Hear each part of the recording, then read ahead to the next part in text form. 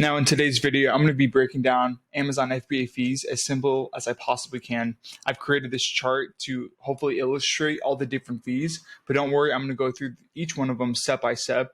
The first is going to be these two basic fees that we have, which is the seller account fees. This is basically the kind of seller account that you're going to have, whether it's an individual plan or a professional plan. Most of the time, you're going to be having a professional plan because you could start off on an individual plan and it's free, but you're charged 99 cents per item until you've hit 40 for the month, and then you upgrade automatically to a professional account. Now, that's where you get access to Amazon Seller Central. Like if I click on my Amazon Seller account, this is where you could see the sales. This is where you could see your account balance. This is where you could see orders that have been coming in, as well as tracking your inventory, etc. Going back into here. And also, I'm Mark, by the way. Hopefully this video is helpful to you. If so, I ask that you press the like button, help the algorithm, and also comment down below if you have any questions. And of course, subscribe. Let's keep it going. Now, the other fees, main fees that you need to be aware of is our product fees. And these are fees that basically occur for the most part every time someone purchases your product. And it's going to be a variable expense. Half the time it will be variable expense, meaning it's just dependent on per item sold. Other times it's going to be a little bit more fixed. Most of these red fees here on the right side. But don't worry, I'm going to go break it down step by step.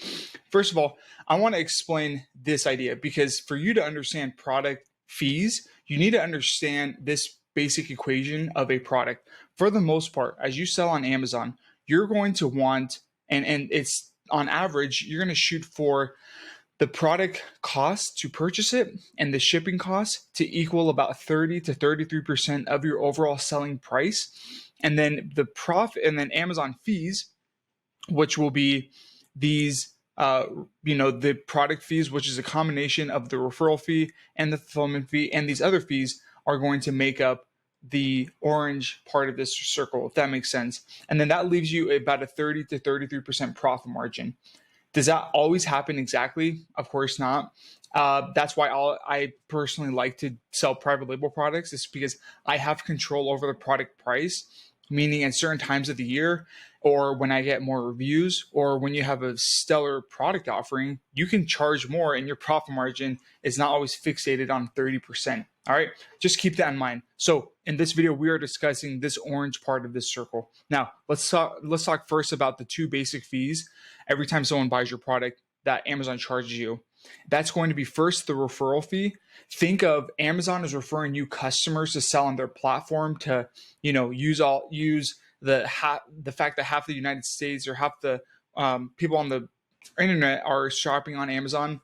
That is a huge thing that it's something you need to leverage, meaning don't complain about the fees, just accept them and focus on creating a good product offering, and the fees will not matter because you're so focused on launching awesome products. So the referral fee is calculated by your product price times a certain percentage, which is dependent on what product category you are selling in. You can find those categories here on Amazon.com, sell.amazon.com, under referral fees. For the most part, they're going to be about anywhere from 12 to 15% of your selling price. And so if you want to, increase $10 or $15, the referral fee might increase just a little bit more. For the most part, as you can see, it's going to be about 15%. Now, if you're charging below $1, then this is going to be at least 30% minimum. But majority of the time, you're going to get your referral fees right here. All right. Next is going to be the fulfillment fee. Basically, that is paying Amazon to pick your product out of storage, to store your product, and then to ship it to the customer within 2 days. It's huge. That is most of the reason why you choose to sell on Amazon, is because that's what draws so many people in. Amazon will always trump companies like Temu, Wish, all that crap, because people trust the brand Amazon, and you are paying for that privilege, but you could still make really, really, really good money even when paying these fees. These are going to be fixed fees, and these are going to be calculated from your product size and dimensions. That's why it's advantageous to try to maximize the packaging that you have as much as possible, to not have any extra length or width or space or weight that you don't need, because you're going to have to be paying for that. Now let's go into the monthly storage fees. And before I go into that, how can you break down the fees for any kind of product that you find? Do you always have to go to Amazon or sell.amazon.com and do all this math? No, do not do that. You will need to be using a lot of these profit calculators that are on Amazon, that are on the web, like on the web. Amazon has their own profit calculator, but Helium 10 has by far the best profit calculator, because if you have Helium 10, which I have a discount code down below if you want to buy it, you click this extension and then it will calculate any product on Amazon and it will pull out the numbers here, as you can roughly see it. I'm going to go through this later on in the video and breaking down, but this is where you can get a quick glance at what the fees will be on average for a product, so you can do a quick yes or no analysis and thinking this will be a great product to sell or this will not be a great product to sell. Glad we got that out of the way. Now let's talk about these miscellaneous fees. So they can be closing fees, long-term storage fees, FBA removal fees. Closing fees, I didn't really know about this one until I was researching for this video. It's because those are just specific for books, DVDs, music, software, computer, video games, game consoles, blah, blah, blah.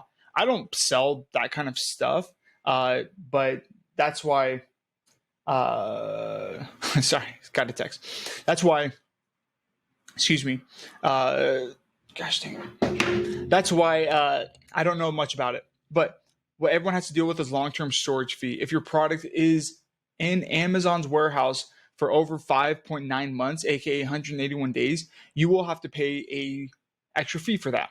What is that?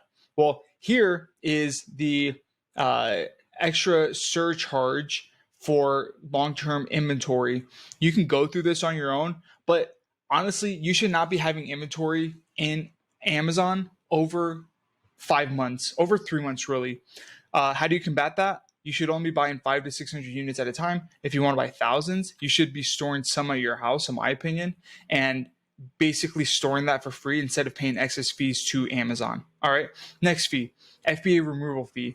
That is when you want to liquidate, return, or donate any of your products. Let's say it's a crap product, or you want to remove it and have it shipped back to your house. Maybe you want to store products there. There's a fee for that. It's going to be based off of the weight, and here are the price points for that.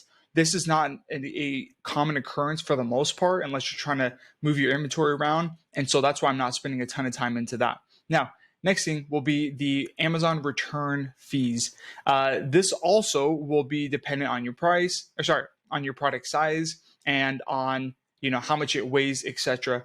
Now, what I really want to focus on and why you need to understand Amazon FBA fees is because that is going to dictate your product research methods. And here's what you need to know. One, focus on what you can control, which is product research. Don't focus on what you can't control. What can you not control? You can't control Amazon's fees and constantly updating them. And I'm going to show you a product, and I'm going to show you how you can break down the fees of that product very, very fast and make an educated decision if it's a good if it's a good product to sell or not, even when you have all these fees. Also, do not become one of those people who just complain about Amazon's fees all day long instead of just like putting in the work and launching a killer product and focusing on what they can control. Like, do not be that kind of person. Be the kind of person who deals with it and knows that if other people and big organizations and big corporations and companies can make money selling on Amazon, making a profit, so can you. Problem solved. Case in point, discussion closed. So here's a product that I saw on TikTok recently. Silicone can covers. It's a 4-pack. You're thinking, cool, how much money can I possibly make? Well, you click Helium 10 X-ray and give me a second. You might need to fast forward to, okay. So pull up profitability calculator. Why I love this is because it has the price point, it has the dimensions, the weight, which is, like I said, where a lot of the fulfillment cost will come from. And so let's say I find this product on Alibaba and the supplier is like, hey, the dimensions is actually a little bit smaller and we can actually ship it for maybe 0.30 0.3 pounds instead of 0.4 whatever. And also, let's say that you can actually source it for $1.50 and the shipping cost is actually a little bit higher, maybe like 500. That's what's nice about this calculator is you could change the numbers, have a better accurate standing, but Helium 10 will take out the fees based off of the categories that it's in. Okay, that's already calculated. It'll do an average storage fee, the referral fee, like I said, for the category. So I guess it's not set quite yet, which this one is looks like it's in kitchen and dining. 1 second, kitchen. Boom. All right, there it is. There's our fee, which is $1.80 of the selling price and our FBA fee. And so even when we are selling this product and Amazon's taking out the expense, the cost to fulfill it, etc., to sell on the platform, and even when we have to pay our supplier for buying and shipping, we're still making a 33% profit margin. Case solved in point. That is a good product. Stop fussing about fees because I just explained it, hopefully in a good way and that way that makes sense. If not, let me know and I'll make a better video. And here's my profit margin. This is what you need to do when you do product research and you want to figure out Amazon FBA fees like that, which is you need a profitability calculator. There's also Profit Guru. Amazon Seller Central has their own profit calculator, but you will need an Amazon Seller account to access that. That is it for this video. If you have any questions, comment down below, like this video, and subscribe, and I'll see you in the next one.